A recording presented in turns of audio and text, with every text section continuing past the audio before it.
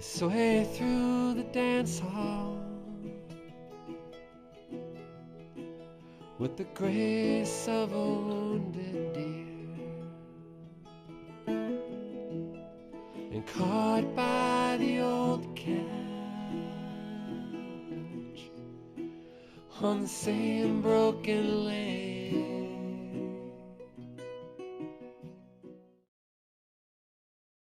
Doncs bé, interessant fer una carbonera a Vall de Cardós a l'hivern, perquè, com sempre dic, per respecte als carboners que eren per mi autèntics herois, jo sóc un aprenent i en aquesta he après molt.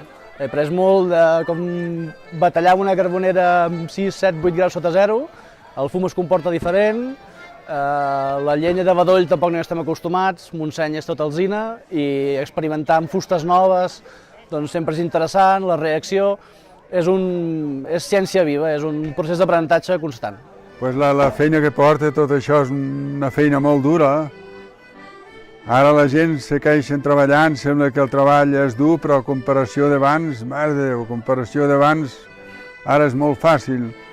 Amb tots els treballs, amb tots els sentits, inclús la feina de fer de pagès i tot això, tot és la meitat més fàcil que no era abans.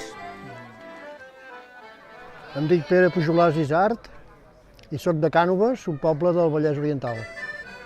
He sigut president d'una associació que es diu el SUI, a Cànoves, i ens hem dedicat a coses de tipus cultural, i ens va semblar en un moment determinat que ja que el nostre poble havia estat una de les fonts d'ingressos important al carboneig, doncs ens va pensar que un cop desaparegut als anys 60, quan va aparèixer el gas butà, era interessant potser recuperar aquest ofici que pràcticament estava perdut, per no dir total, quasi bé total. Ens ho vàrem plantejar a través de l'associació i vàrem estar parlant amb un home que encara viu, que es diu Fèlix Jubany, i era un carboner que era de fill de Montseny i tant ell com els seus germans i el seu pare havien sigut carboners tota la vida. Li vàrem fer la proposta de que si ell ens ensenyaria com ho havíem de fer per fer una pila carbonera. Estic parlant de quasi bé 30 anys, això. Va dir que si l'anàvem a buscar a casa, perquè ell vivia dalt de la muntanya en una casa que es diu Can Morera, de Cànoves, va dir, si em veniu a buscar, sí. Però clar, havíem d'anar a buscar, l'havíem de convidar a dinar, i l'home s'ho feia valer, no? I bé, sí, vam arribar a un acord i cada any, perquè això ho fem cada 2 anys, perquè una moguda així, amb les tones de llenya que hi posem...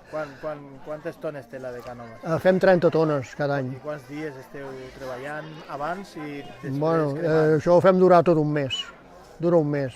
En foc està entre 12 i 14 dies, aproximadament, depèn. Depèn de si fa vent o si la llenya és més verda o més seca, això depèn. I aquesta que heu fet aquí a Ribera de Cardós, de quin tamany és? Bueno, això és una mostra, senzillament per veure com es fan i com, perquè això és per fer un cap de setmana que és molt justet en tots els aspectes, no? És el mateix, però amb tamany... Això els andalusos en diuen un boliche. Per fer el carbó del gasto de la casa, doncs hi havia famílies que feien això.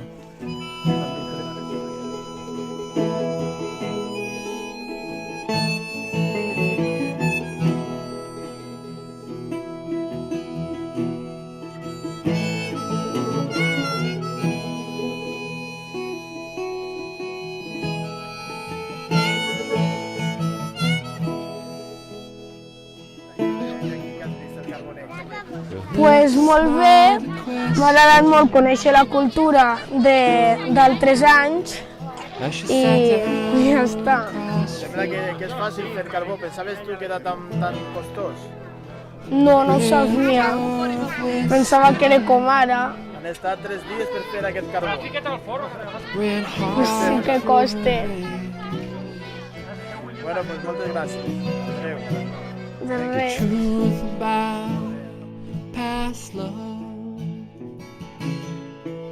took flight as a moth too close to flame, an angel full of burn.